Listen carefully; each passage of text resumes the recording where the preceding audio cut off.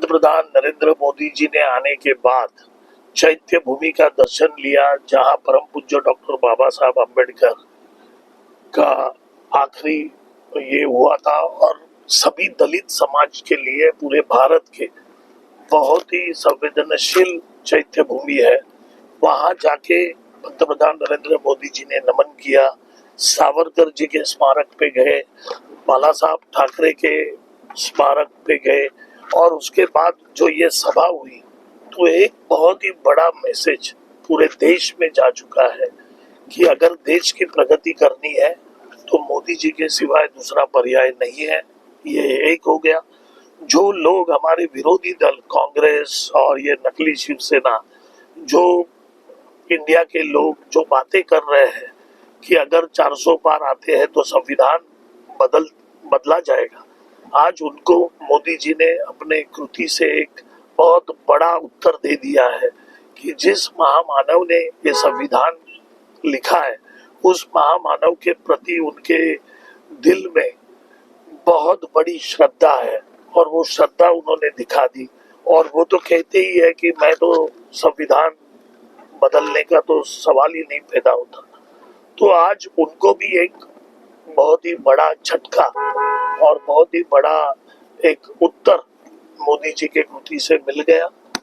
और इस पूरे देश में एक प्रगतिशील देश को आगे लेके जाने के लिए, और इस टप्पे का जो इलेक्शन है, ये इलेक्शन, ये चुनाव के अंदर इस सभा के वास्ते जो एक दिन पहले जो चुनाव रैली आयोजित की गई उसके वास्ते पूरा थाना, कल्याण और मुंबई की सभी सीटें और नासिक और धुले की, ये पूरे जो चौथे टप्पा का जो ये पूरा हमारा चुनाव है, तो इसमें सभी सीटें महायुति की सरकार पूरे बहुमत से जीतेगी।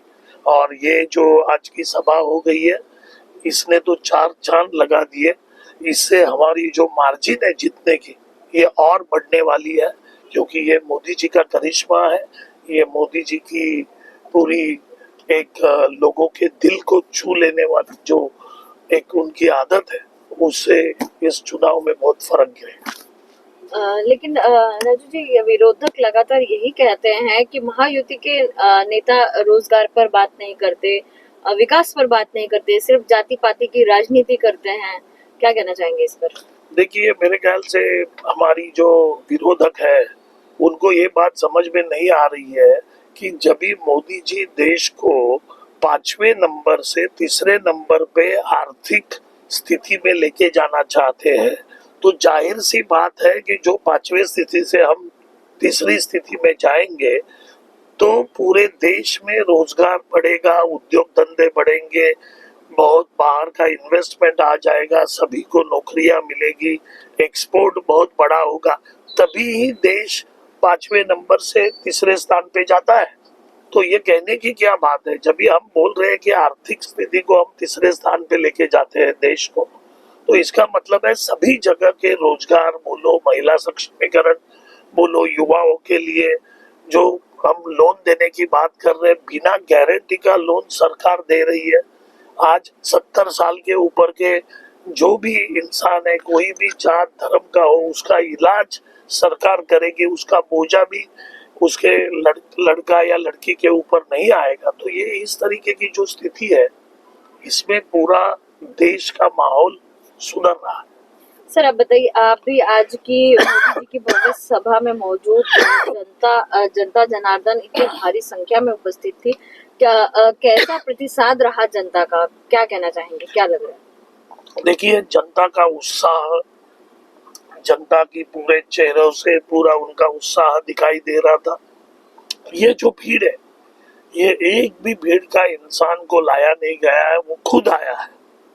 और ये महायुति की सरकार के प्रति इस भीड़ का विश्वास है, क्योंकि मोदी जी ने जो भी योजनाएं इस महाराष्ट्र में लेके आए, उस योजनाओं को हमारे मुख्यमंत्री आदरणीय एकनाथ राव जी शिंदे साहब, हमारे उप मुख्यमंत्री देवेंद्र फडणवीस जी, दूसरे उप मुख्यमंत्री अजित पवार जी, ये तीनों ने आदरणीय एकनाथ राव जी शिंदे के नेतृत्व में सभी योजनाओं को महाराष्ट्र में बड़ी तादाद से इम्प्लीमेंट किया, जैसे मोदी जी की जो योजनाएं थी खेत के बारे में 6,000 रुपया देना क्या, तो आदरणीय शिंदे साहब ने भी उसमें महाराष्ट्र की तरफ से 6,000 रुपया दिया, तो किसान को, महाराष्ट्र के किसान को 12,000 रुपया मिल रहा है।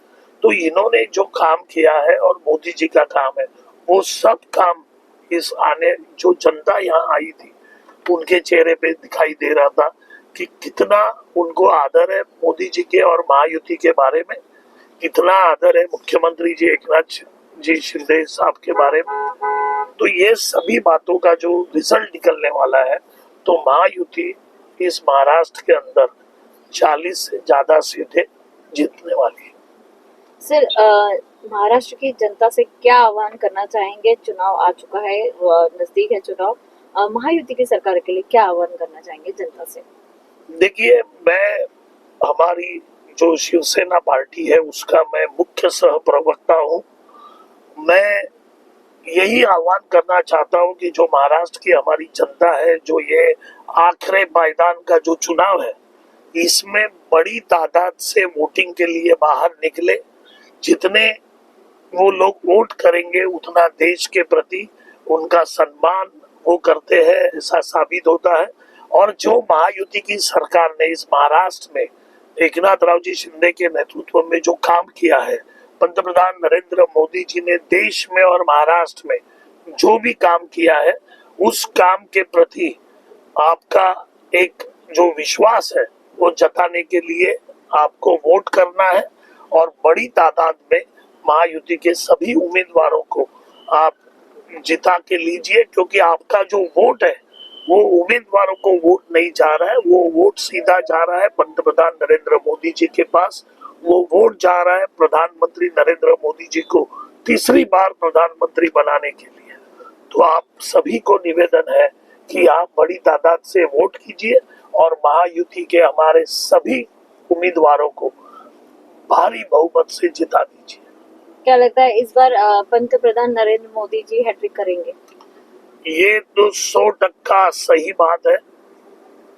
कुछ भी हो जाए, प्रधानमंत्री नरेंद्र मोदी जी तीसरी बार हैट्रिक करके प्रधानमंत्री पद पे विराजमान हो।